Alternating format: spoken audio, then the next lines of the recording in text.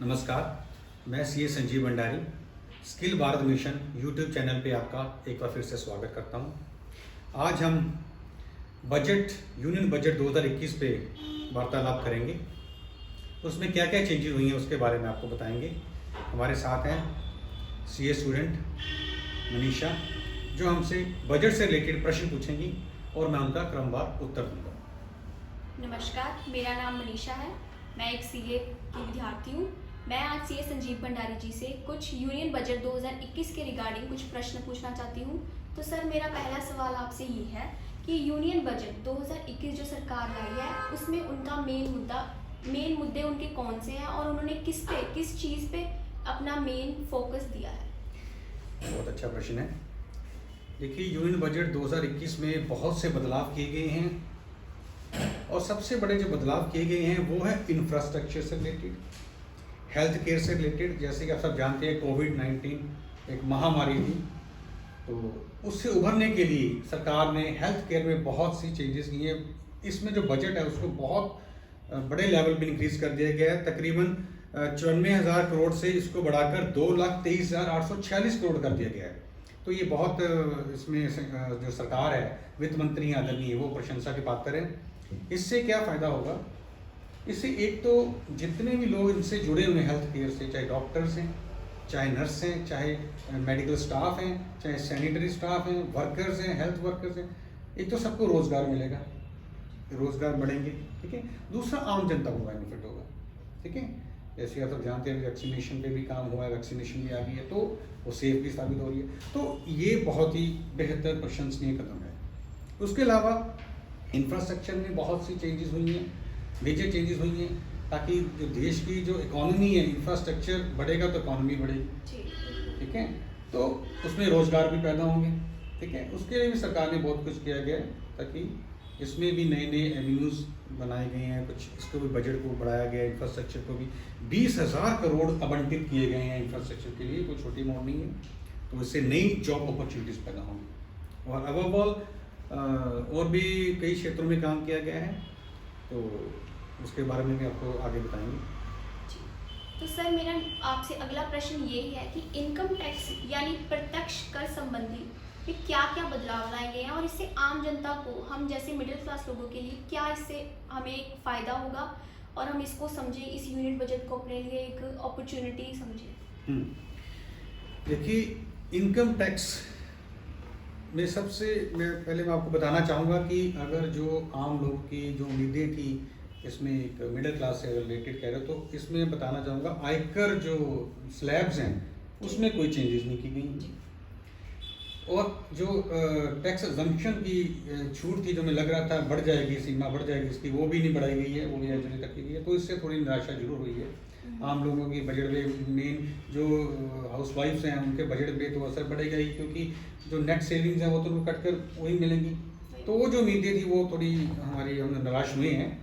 तो मुझे लगता था कि इस सेक्टर में भी सरकार को कुछ करना चाहिए था, तो उसमें कोई चेंजेस नहीं हुई हैं, वो एज इट इज़ ही हैं। तो उसके अलावा कुछ चेंजेस हुई हैं, वो मैं आपको बताना चाहूँगा। जैसे कि बहुत बढ़िया चेंज हुई है, हाउसिंग जो अफोर्डेबल हाउसिंग स्कीम है, उसमें जो हमें ATEEA में जो इंटरेस्ट हम क्लेम करते थे अगेंस्ट हाउसिंग लोन लेकर, तो उसकी जो समय सीमा 1 साल के लिए बढ़ा दी गई है। पहले वो 31 मार्च 2021 तक थी, अब उसको 1 साल बढ़ाकर 2022 तक कर दिया गया है, मार्च 2022 तक। तो उसमें जो आम जनता है, उसमें हाउसिंग लोन, जो जिनके सपने का घर अभी बना नहीं है, तो वो अपना होम लोन लेकर इस स्कीम के अंतर्गत एक तो उनको सब्सिडी मिलेगी, उसको भी बढ़ाकर 2022 तक कर दिया गया है। जो 2.67 लाख की सब्सिडी भी मिलती थी अफोर्डेबल हाउसिंग स्कीम में। तो ये बड़ा प्रशंसनीय कदम है। इससे लोगों का अपना घर बनाने का सपना भी पूरा हो सकता है।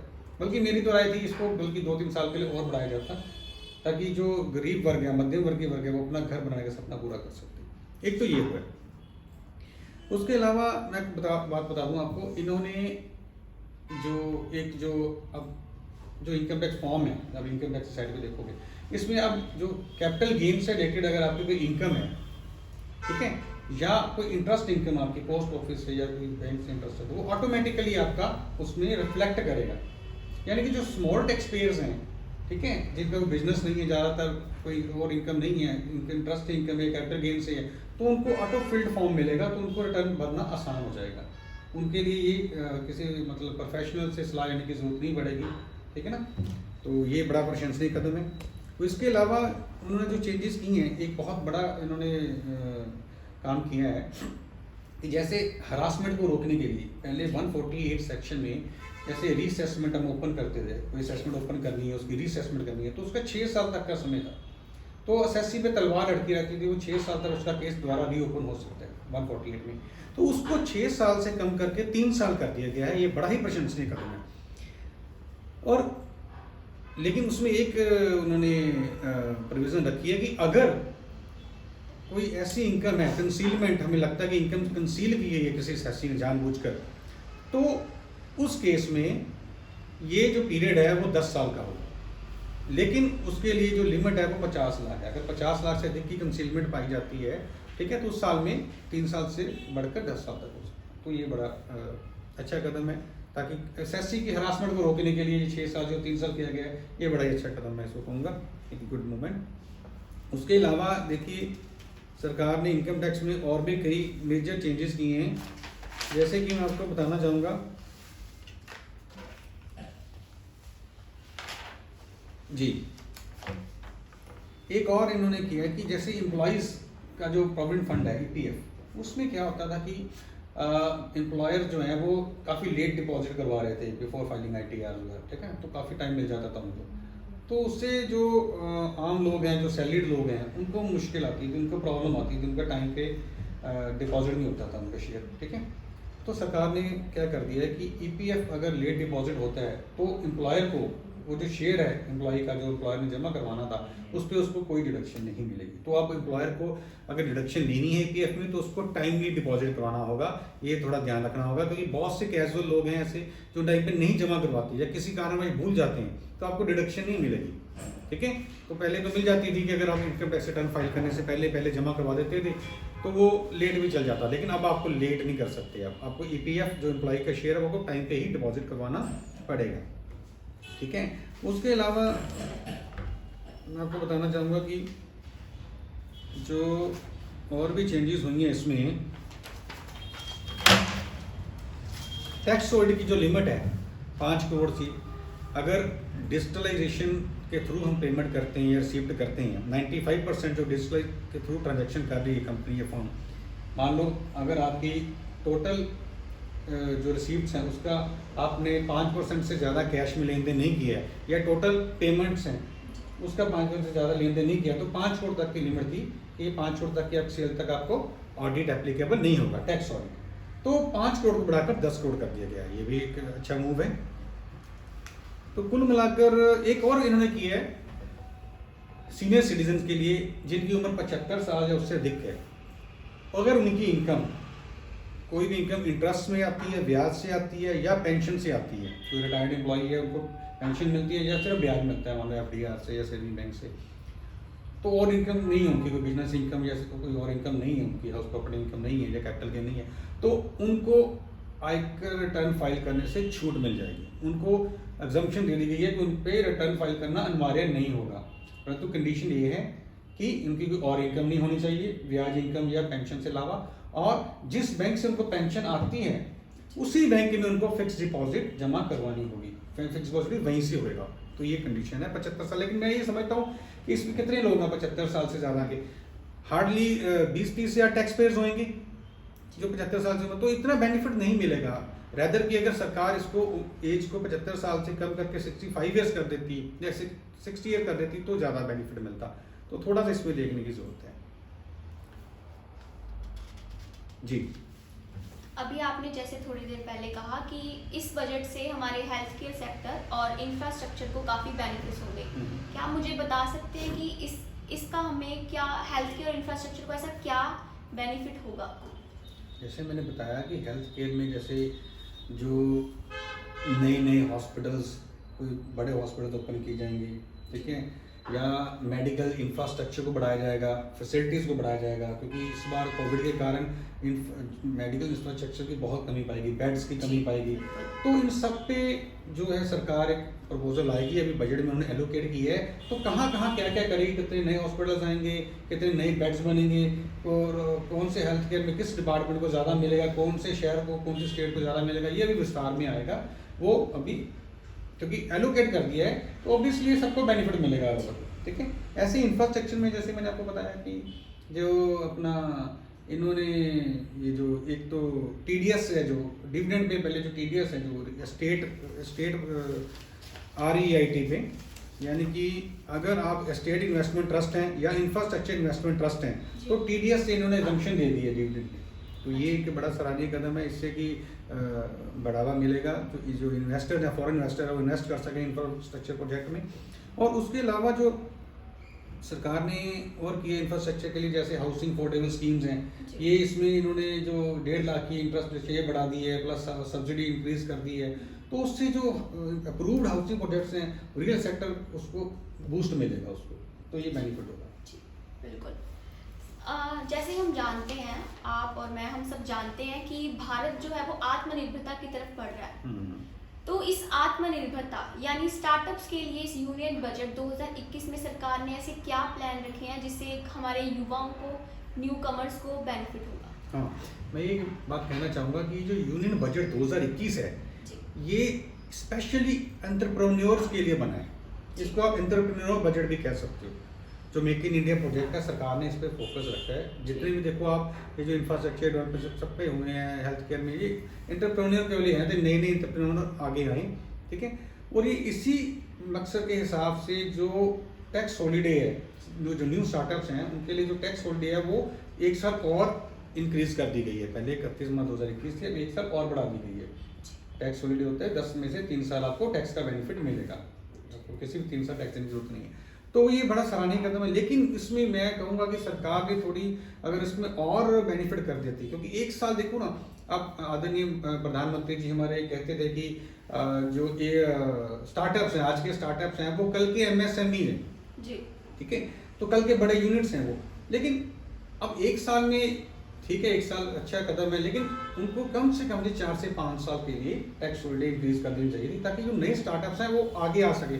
और दूसरा इसमें ये है कि सरकार को एक चीज़ जो बैकग्राउंड में सोचने की जरूरत है। अब टैक्स स्टार्टअप तो कहते हैं वो शुरू करो, नए नए एंटरप्रेन्योर आए, मेक इन इंडिया बनाएं, लेकिन उसके लिए जो कॉम्प्लिकेशन सिस्टम में है उसको दूर करने के लिए कोई मेरे हिसाब से कोई नया सुझाव नहीं आया है। जैसे कि कई हमें मान लो अगर न्यू दिल्ली में आपको रेस्टोरेंट ओपन करना है तो आपको 24 से 25 फॉर्मेलिटीज पूरी करनी पड़ती हैं, जबकि आपको अगर कोई आम लाइसेंस लेना है, बंदूक के लिए लाइसेंस लेना है, तो उसके लिए आपको सिर्फ 19 फॉर्मेलिटीज पूरी करनी पड़ती हैं। तो बंदूक का लाइसेंस लेना आसान है, बट रेस्टोरेंट ओपन करना मुश्किल है। तो ये जो प्रोसेस है ये बड़ा कॉम्प्लिकेटेड है। अगर आपको कोई फैक्ट्री ओपन करनी है उसके लिए तरह तरह के लाइसेंस लेने पड़ते हैं, कई तरह की फॉर्मेलिटीज हैं। तो ये जो प्रोसेस है ये थोड़ा कॉम्प्लिकेटेड ना होकर ईज होना चाहिए। अगर ईज इंडिया होगा तो मेक इन इंडिया भी बनेगा, नए नए एंटरप्रेन्योर आएंगे। तो इसमें थोड़ा सा और करने की इनको जरूरत है। मेरा आखिरी सवाल आपसे यही है कि जैसे हम जानते हैं कि बैंक्स के NPA जो है वो बढ़ते जा रहे हैं, तो इस बजट में ऐसा क्या आया है कि हम इसको एक बेनिफिशियल समझें अपने बैंक के NPAs को? देखिए जाहिर सी बात है कि पहले तो NPA थे ही, अब कोविड-19 के कारण बैंकों पे और प्रेशर पड़ेगा, क्योंकि मोरेटोरियम के कारण वो कुछ NPA एक्सटेंड हो गए हैं, कुछ रिस्ट्रक्चरिंग हो रहे हैं। तो आगे इकोनॉमी किधर जाएगी उस पर NPA की रफ्तार डिपेंड करती है। इकोनॉमी की ग्रोथ वैसे तो अच्छी हुई है, GST कलेक्शन जो हुई है पिछले कुछ मंथ्स में वो बहुत अच्छी डाटा है। ठीक है, तो इकोनॉमी भी इम्प्रूव करेगी ऑब्वियसली है, बट इसको कितना टाइम लगेगा। ठीक है, तो वो जो डेफिसिट है वो कितनी देर में पूरा होगा, फिजिकल डेफिसिट, वो डिपेंड करेगा। उसके लिए अभी नई नई FDIs वगैरह को इनवाइट करना पड़ेगा, FDI पॉलिसीज को लिबरल करनी पड़ेगी।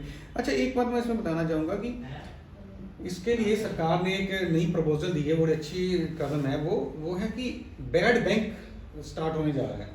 जो प्रपोजल आई कि बैड बैंक बनेगा, बैड बैंक वो सारे NPAs उसमें शिफ्ट हो जाएंगे। Bad bank will hold all NPAs of all state banks. पहले बैंक हेजिटेट करते थे। बैड बैंक मीन्स एक नेशनल लेवल की एसेट रिकंस्ट्रक्शन कंपनी ओपन होगी, तो वो बैंकों से, स्टेट लेवल बैंक से वो परचेज करेगी, बैंक उनको सेल कर सकते हैं अपने बैड एनपीए, तो वो आगे फिर फर्दर सेल करेगी ताकि उसका जल्दी से जल्दी निपटारा हो सके। तो इसके लिए उसके अलावा सरकार एनसीएलटी जो कोर्ट्स हैं, ठीक है, तो उसको भी ई कोड करने के बारे में सोच रही है ताकि उसको भी प्रोसेस उसका भी फास्ट हो सके। तो इस बारे में अच्छे कदम किए जा रहे हैं। तो इसके अलावा भी मैं आपको बताना चाहूँगा कुछ और चेंजेस हुई हैं, जैसे छोटी मोटी चेंजेस हुई हैं। गोल्ड, उसका आम जनता को बड़ा असर पड़ेगा। गोल्ड की जो पहले स्मगलिंग होती थी, क्योंकि इसे कस्टम ड्यूटी, इम्पोर्ट ड्यूटी है सॉरी, वो पहले 12.5% थी, अब उसको कम करके 7.5% कर दिया गया है। सेस अलग से है 7.5, तो इससे काफ़ी बेनिफिट मिलेगा। इससे तकरीबन 1200 से 1300 के बीच में आपको पर 10 ग्राम आपको सस्ता मिल जाएगा, ठीक है ना, तो आपको बहुत बेनिफिट मिलेगा। तो इससे एक तो स्मगलिंग रुकेगी, गोल्ड की कम होगी, ठीक है, और दूसरा आम जनता को, जैसे हर कोई सोना खरीदता है या सेफ इन्वेस्टमेंट माना जाता है आज की डेट में, तो वो बड़ा बूस्ट मिलेगा तो उसको गोल्ड खरीदने में। तो ये बड़ा अच्छा कदम है गोल्ड के लिए। बहुत देर से रैशनलाइजेशन पॉलिसी की मांग थी, तो अब जो पूरी होगी है, तो इट्स ए गुड। उसके अलावा एक दो मैं आपको और बताना चाहूँगा कि जो और एक दो उन्होंने मेजर एरियाज कवर किए हैं, वो है कि 1% कंपनी कंसेप्ट। जैसे कंपनीज में कॉम्प्लाइंसेस बहुत हैं, तो 1% कंपनी कंसेप्ट तो है, लेकिन एनआरआईज के लिए भी इन्होंने अलाउड कर दिया कि वो भी इंडिया में 1% कंपनी ऑपरेट कर सकते हैं।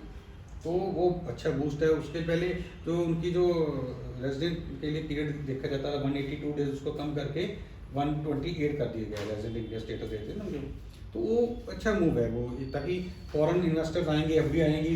देखो एक बात है, अगर देश की इकोनॉमी चलानी है, अगर आपको फिस्कल डेफिसिट पूरा करना है, तो आपको डॉलर्स लाने होंगे। जितने अगर आप डॉलर बाहर जाएंगे उतनी इकोनॉमी वीक होगी, जितने डॉलर आएंगे उतनी इकोनॉमी बढ़ेगी। तो अगर फॉरेन इन्वेस्टर्स आते हैं, एफडी आते हैं, हम कहते हैं जी टीवी चैनल है, कई कहते हैं जी नहीं ऐसे मोनोपोली हो जाएगी जी, सरकार प्राइवेटाइजेशन करी जा रही है, सब कंपनी के हाथों में चला जाएगा, ऐसा कुछ नहीं है। अगर बाहर की कंपनी आती हैं तो डॉलर तो आएंगे, जितने डॉलर हमारी इकोनॉमी उतनी बढ़ेगी, हमारे रुपीज़ की वैल्यू उतनी बढ़ेगी, ठीक है। तो ये सोचने की जरूरत है। और सरकार डिसइन्वेस्टमेंट भी कर रही है। अब लोग कहेंगे कि डिसइन्वेस्टमेंट कर रही है, कई सरकारें कहेंगी जी, अभी अपोजिशन वाले कई कहेंगे भी, मैं ना कांग्रेसी हूँ ना बीजेपी हूँ, ठीक है, तो वो कई कहेंगे भी ये प्राइवेट के हाथ में दे रहे हैं, ठीक है, तो कुछ हद तक सही है। लेकिन अगर हम दूसरे पहलू से देखें, बैलेंस टेक्निक से देखें, तो ये सही भी है। क्योंकि प्राइवेटाइजेशन का मतलब, अगर कोई सरकारी कंपनी वर्क नहीं कर रही, काम नहीं कर रही है, लॉस में जा रही है, तो उसको प्राइवेट में दे देंगे, तो वो अपने आप एफर्ट करेंगे, पार्टिसिपेशन होगी तो पब्लिक के लिए बेनिफिट होगा, रोजगार नए नए पैदा होंगे, ठीक है ना, नए नए चैलेंजिंग आएंगे। तो जैसे LIC है, इसको सरकार नया IPO लेकर आ रही है IPO, तो उसमें एक बेनिफिट ये दे दिया, जो एग्जिस्टिंग पॉलिसी होल्डर्स हैं इसके, उनके लिए भी 10% तक की रिजर्वेशन करने की जा रही है सरकार, तो उसमें भी पॉलिसी होल्डर्स को बेनिफिट होगा, ठीक है। तो ऐसे ही एक दो और बैंक्स को सरकार जनरल इंश्योरेंस कंपनी उसको उसमें डिसइन्वेस्ट करने जा रही है, ताकि कुछ पैसा ब्लॉक पड़ा मान लो आपका, तो आप बेटर है कि उसको बेचकर कहीं और जगह इन्वेस्ट करें। तो सरकार भी वही कर रही है। इसमें मैं ये नहीं कहूँगा कि मैं कोई बीजेपी वाला हूँ या मैं कांग्रेस वाला नहीं, ठीक है, मैं फैक्ट्स पे बेस पे बात कर रहा हूँ कि आप अगर कोई डिसइन्वेस्टमेंट होती है, प्राइवेटाइजेशन होती है, तो उसको ये नेगेटिव मत सोचिए, उसको ये सोचिए कि उससे हमें और अवसर मिलेंगे, बेनिफिशियली होगा वो। तो मेरे हिसाब से तो मेजर पॉइंट्स यही हैं। GST के अंतर्गत ये कहें कि GST के लिए इन्होंने GST जो ऑडिट था 9C में, जो रिकॉन्सिलेशन स्टेटमेंट होती थी, चार्टर्ड अकाउंटेंट द्वारा ऑडिट कराया जाता था कॉस्ट अकाउंटेंट द्वारा, वो प्रोविजन खत्म कर दी है।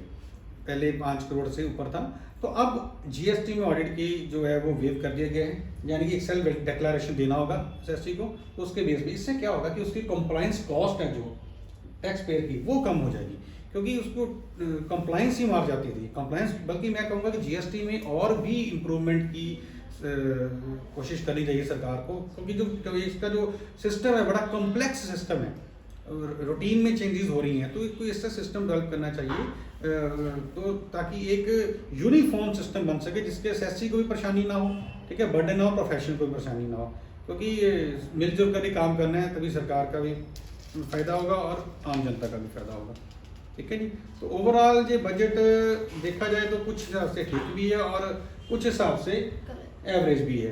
तो हाँ, ये है कि इम्प्रूवमेंट की ज़रूरत भी है सरकार को। कुछ अच्छे कदम उठाए हैं सरकार ने, लेकिन कुछ और इम्प्रूवमेंट की ज़रूरत है, ठीक है, ताकि एंटरप्रेन्योरशिप के जो कंसेप्ट है उसको पूरा किया जा सके। उसके लिए जो सिस्टम है उसको सिंपल बनाना होगा। तो मेरे हिसाब से तो मोस्टली ये कवर हो चुका है, ठीक है जी। तो अगर कोई आप लोगों के प्रश्न है तो आप लोग skillbharatmission.com पे पोस्ट कर सकते हो, किसी के भी प्रश्न है, ठीक है, या skillbharatmission1@gmail.com पे भी आप ईमेल कर सकते हो, ठीक है। तो आपके प्रश्न का उत्तर दिया जाएगा। तो इसी के साथ हम इजाज़त लेते हैं। जय हिंद, जय भारत।